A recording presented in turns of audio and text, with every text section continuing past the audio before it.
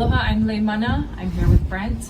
We're with Premier Restoration Hawaii, a statewide locally owned and operated restoration company. Our team is here on the Big Island, and we specialize in fire damage and restoration. More than anything, we're community members. I myself living here in Pu'ukapa Homestead, Brent living in Waimea, and our team also in Waikoloa Village.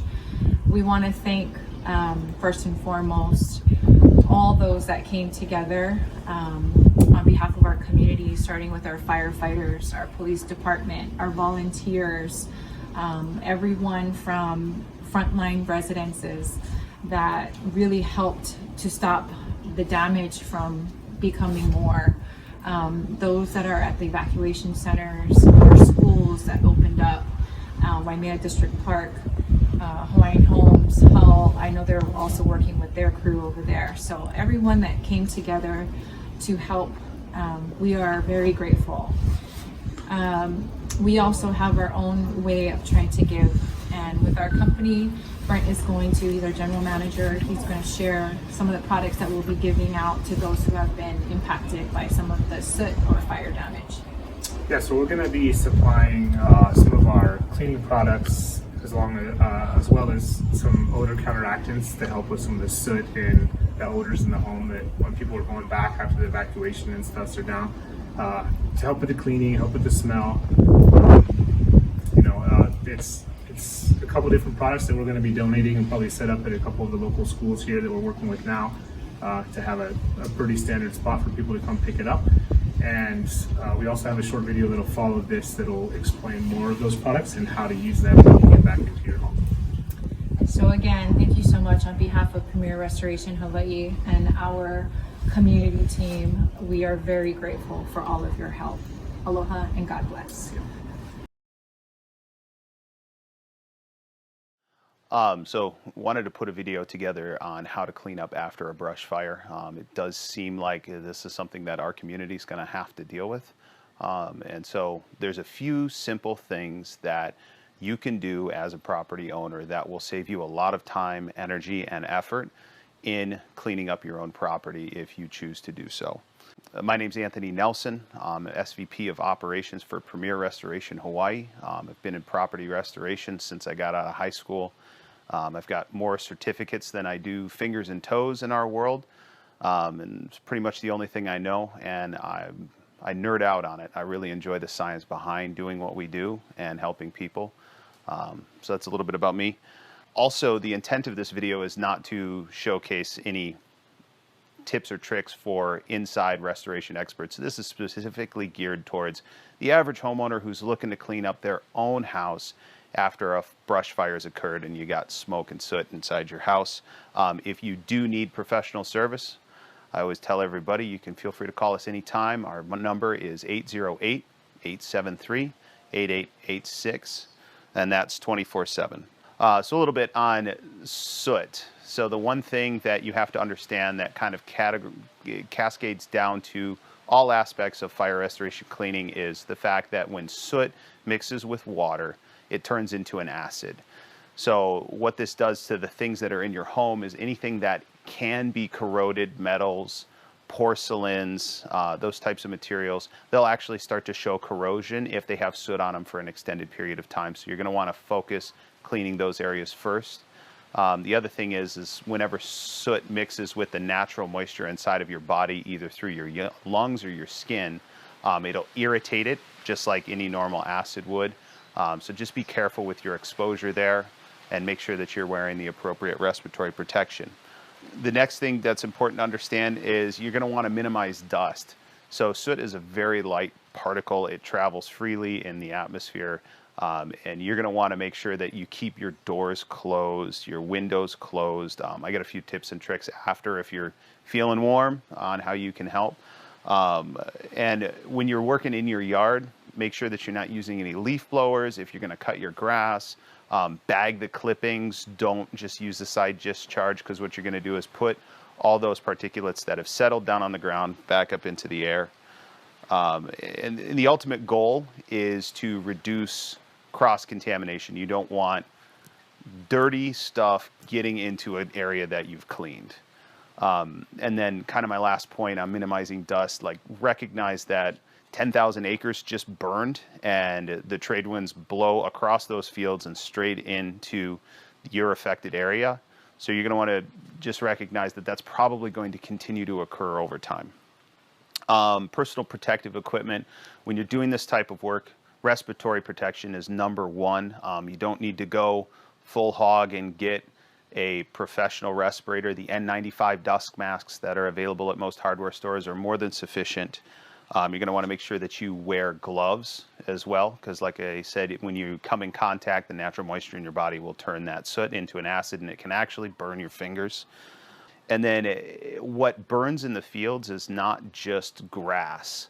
There's a lot of other things that are in those fields. There's plastics. So you're not just worried about like ash from a normal campfire.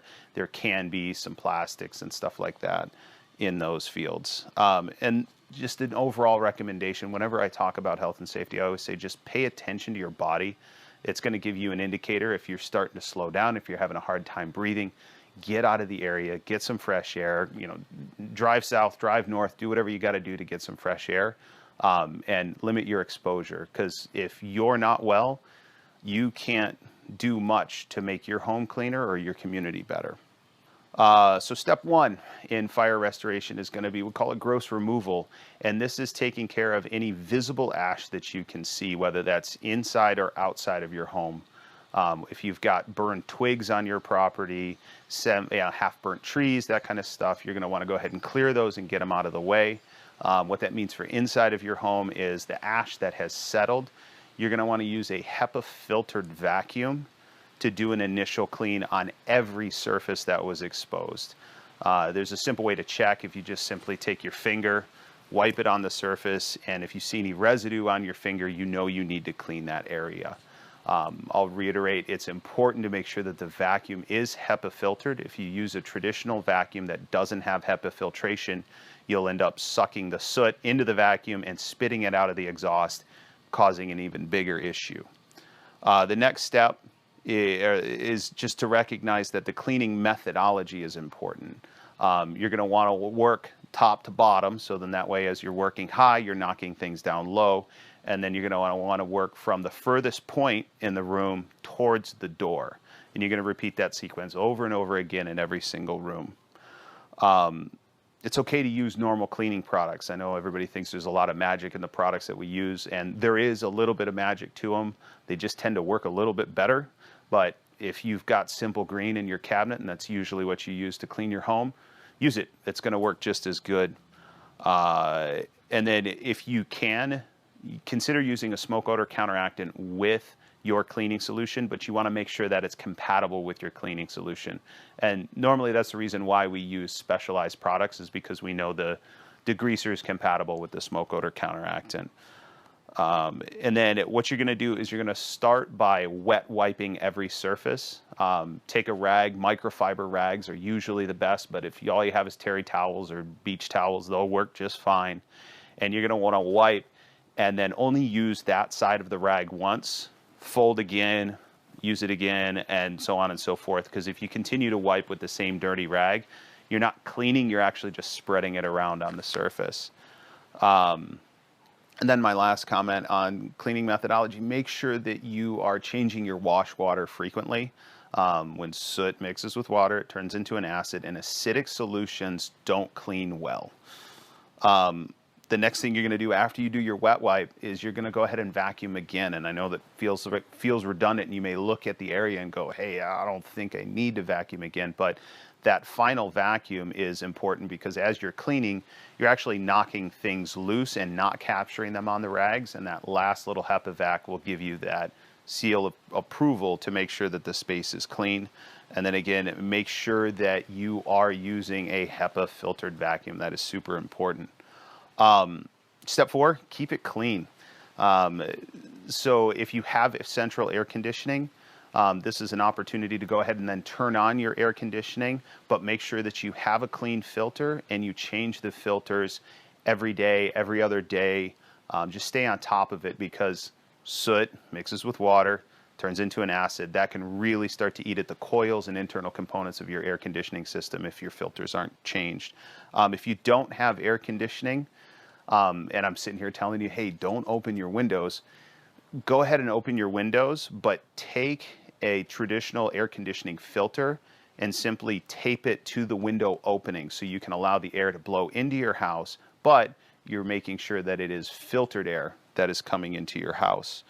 Or the other thing that you can do is open the windows on the opposite side of the home from where the fire burned. And then lastly, like, just reiterate, these tons of burn debris in these fields, it's going to continue to come into your home or towards your home, and you kind of have to be patient and wait for the rain and the other things in the environment to do their job to reduce that dust. And then lastly, I want to reiterate the mission of Premier Restoration. It is restoring the lives, businesses, and communities of Hawaii. It's very much so a huge part of our culture.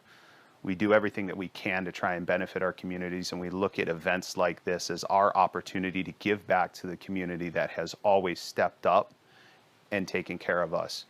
So through that vein, don't ever hesitate to contact us if you need information, you need help.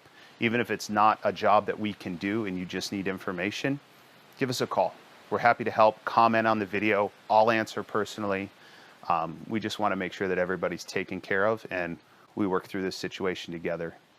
And from me to you, thank you for the opportunity to help as we walk through this event together.